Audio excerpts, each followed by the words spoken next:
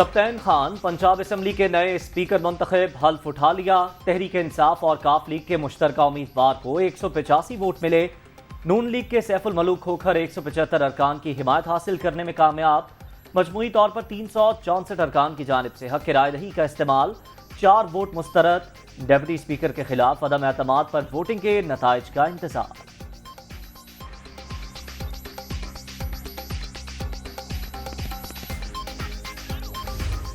یہ کوئی طریقہ نہیں اس طرح کرنے کا۔ آپ تشریف رکھیں، آپ تشریف رکھیں۔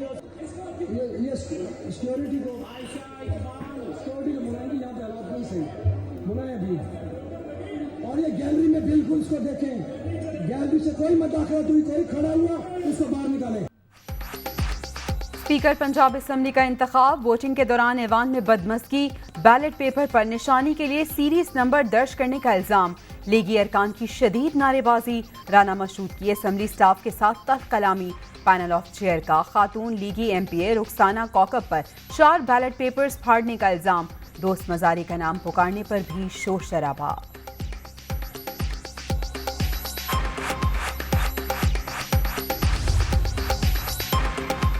نون لیگ کا اسپیکر پنجاب اسمبلی کا انتخاب، چیلنج کرنے کا فیصلہ، سیکریسی برقرار نہ رکھنے کا موقف، پٹیشن کے حوالے سے مشاورت جاری، بیلٹ پیپرز پر سیریل نمبر لکھنے کا معاملہ عدالت میں اٹھایا جائے گا۔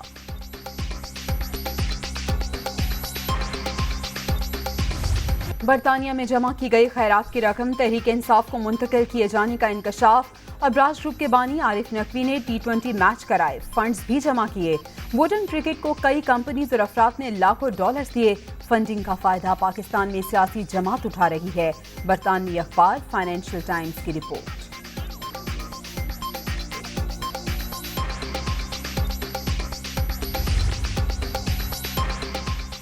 فائنینشل ٹائمز کی رپورٹ، عمران نیازی کے خلاف سنگین فرد جرم، اخبار نے پی ٹی آئی کی فارن فنڈنگ اور غیر قانونی بھاری رقوم کی ترسیل کے حقائق بے نقاب کر دیے۔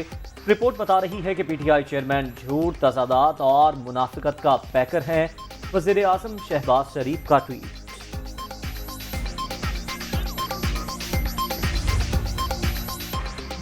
اوورسیز پاکستانی ہمارا سب سے بڑا اثاثہ، پیسے بینکنگ چینل کے ذریعے آئے، نون لیگ والے فائنینشل ٹائمز کی رپورٹ پر خوش ہو رہے ہیں۔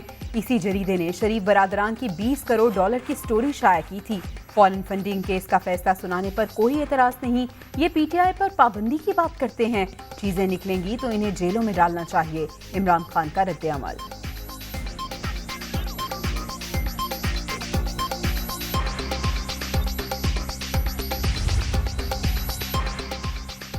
فنڈنگ پر عارف نقوی کا بیان حلفی الیکشن کمیشن میں موجود، اگر کچھ غیر قانونی ہے تو یہ ان کا اور برطانوی حکام کا معاملہ ہے۔ فائنینشل ٹائمز کی رپورٹ پر فواد چودھری کا رد عمل، الزامات اسرائیلی لابی کی سازش قرار۔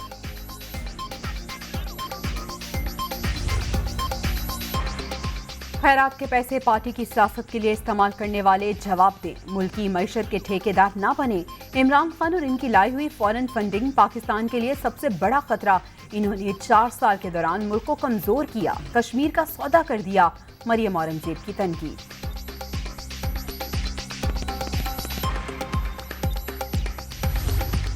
فارن فنڈنگ کیس کیا ہے؟ اسرائیل کا پیسہ اور ہندوستان کا پیسہ ہے۔ کیا وجہ ہے کہ الیکشن کمیشن ابھی تک اس کے بارے میں کوئی فیصلہ نہیں کر رہی؟ تو ایک اور کٹا کھل گیا، برطانیہ کے فائنینشل ٹائمز نے پوری سٹوری چھاپ دی ہے، $2 ملین سے زیادہ یہ پارٹی کے فنڈ میں گئے ہیں۔ کیوں خاموشی اختیار کی جا رہی ہے؟ فارن فنڈنگ، اسرائیل اور بھارت کا پیسہ، الیکشن کمیشن کو کس چیز کا انتظار ہے؟ فیصلہ کیوں نہیں کیا جا رہا؟ اب تو برطانوی اخبار کی رپورٹ بھی آ گئی، عمران خان کو کون لایا؟ اس معاملے پر تحقیقات کے لیے کمیشن بننا چاہیے، مولانا فضل الرحمان کا پشاور میں خطاب۔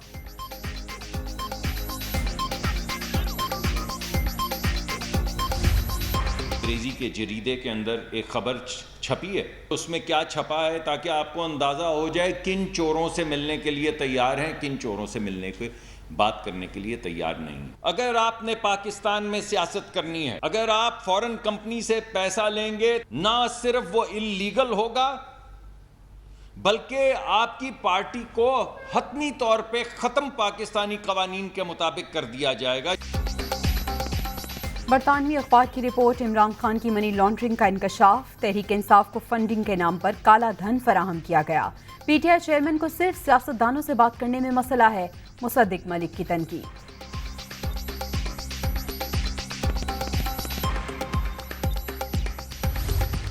عمران نیازی فوری طور پر اگر اخلاق کی جرت ہے تو فائنینشیل ٹائم کی اس خبر کے خلاف برطانیہ میں جا کے کیس داخل کرو۔ میں فیڈرل گورنمنٹ سے یہ مطالبہ کروں گا عمران خان کا نام ایگزٹ کنٹرول لسٹ میں ڈالا جائے۔ اپیل کرتے ہیں الیکشن کمیشن آف پاکستان سے کہ بغیر کسی خوف کے فورن فنڈنگ کیس کا فیصلہ سنایا جائے۔ برطانوی اخبار نے دوسروں کو چور کہنے والوں کو بے نقاب کر دیا۔ عمران نیازی میں جرت ہے تو برطانیہ جا کر اخبار کے خلاف کیس دائر کریں، ان کو ماننا پڑے گا کہ وہ منی لانڈرنگ میں ملوث رہے ہیں۔ شرجیل میمن کا فارن فنڈنگ کیس کے جلد فیصلے کا مطالبہ۔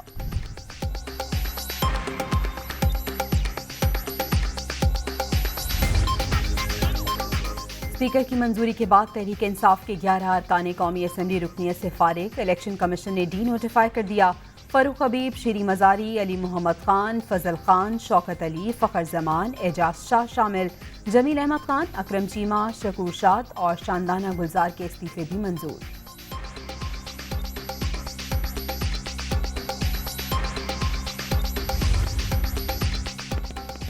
جوڈیشل کمیشن اجلاس کے حوالے سے سپریم کورٹ کے ایک اور جج کا خط۔ اٹارنی جنرل، وزیر قانون اور بار کونسل نے 4 نامزد ججوں کی تقرری کو نامنظور کیا۔ جسٹس قاضی فائز عیسیٰ منظور نہ کرنے کی وجوہات بتا رہے تھے کہ چیف جسٹس اجلاس سے اٹھ کر چلے گئے۔ جسٹس طارق مسعود کے خط کا مطلب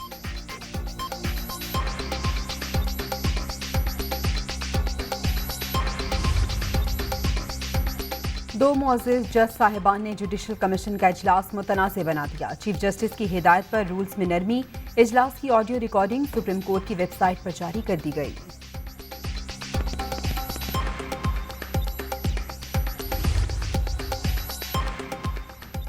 وزیر اعظم شہباز شریف اور بل گیٹس کا ٹیلی فونک رابطہ۔ پاکستان میں بل اینڈ میلنڈا گیٹس فاؤنڈیشن کے تحت صحت اور سماجی شعبے میں جاری پروگرامز پر تبادلہ خیال، تمام شعبوں میں شراکت داری مستحکم بنانے کا عزم۔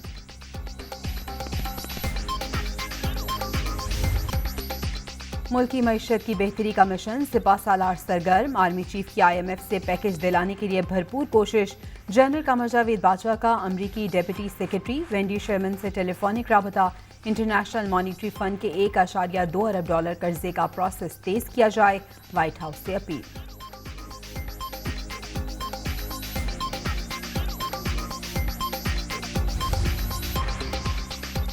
Army chief general Qamar Javed Bajwa اور امریکی سینٹ کام کمانڈر کا ٹیلی فونک رابطہ۔ باہمی دلچسپی کے امور اور علاقائی استحکام پر تبادلہ خیال۔ پاکستان امریکہ کے ساتھ تعلقات کو قدر کی نگاہ سے دیکھتا ہے، سپہ سالار کا مختلف شعبوں میں تعاون کے فروغ کا احاطہ۔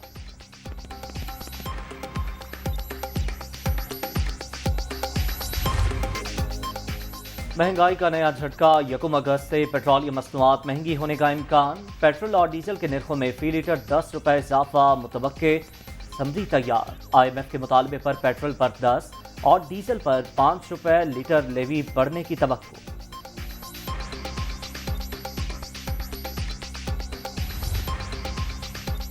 مہنگائی میں 3.68% اضافہ، مجموعی شرح 37.6% تک پہنچ گئی۔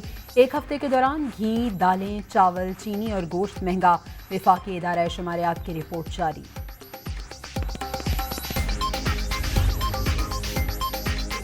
پنجاب حکومت نے صوبے بھر میں نئی بھرتیوں پر پابندی لگا دی۔ وزیر اعلیٰ پرویز الہی کے احکامات کے بعد نوٹیفیکیشن جاری۔ پبلک سروس کمیشن کے تحت تعیناتیاں جاری رہیں گی۔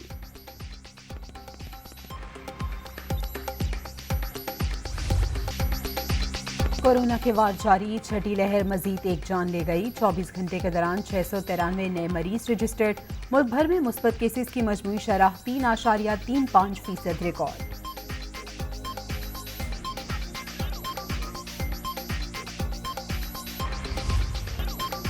بلوچستان میں سیلاب سے تباہی، لسپیلا شدید متاثر، سینکڑوں مکانات زمیں بوس۔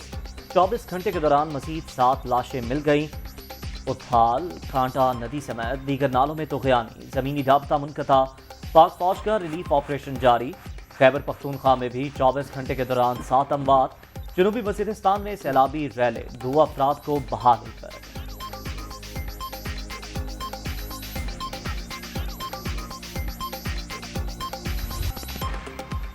جنوبی پنجاب میں بھی شدید سیلاب، راجن پور، روجھان اور تونسا میں تباہی، سینکڑوں بستیاں زیر آب، متاثرین اپنی مدد آپ کے تحت محفوظ مقامات پر منتقل۔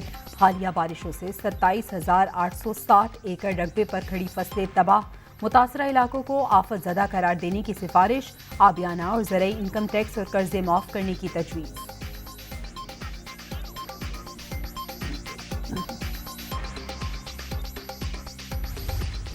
مسلسل بارشوں کے بعد سیلابی صورتحال، دریائے چناب میں ہیڈ خانکی کے مقام پر پانی کی سطح بلند، سیالکوٹ، گجرانوالہ، منڈی بہاؤدین، حافظ آباد، جھنگ اور سرگودا کے اضلاع متاثر ہونے کا خدشہ، ہائی لیول الرٹ جاری، قریبی آبادیوں کے مکینوں کو محفوظ مقامات پر منتقل ہونے کی ہدایت۔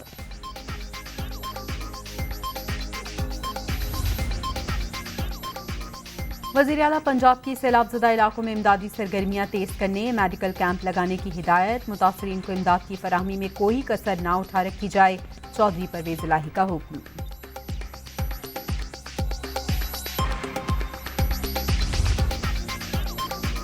ہندوستانی جیل میں قید حریت رہنما یاسین ملک کی صحت کا معاملہ، پاکستان کا شدید احتجاج، بھارتی ناظم الامور کی دفتر خارجہ طلبی، احتجاجی مراسلہ اور مشال ملک کی جانب سے رہائی کے مطالبے کا خط حوالے کر دیا گیا۔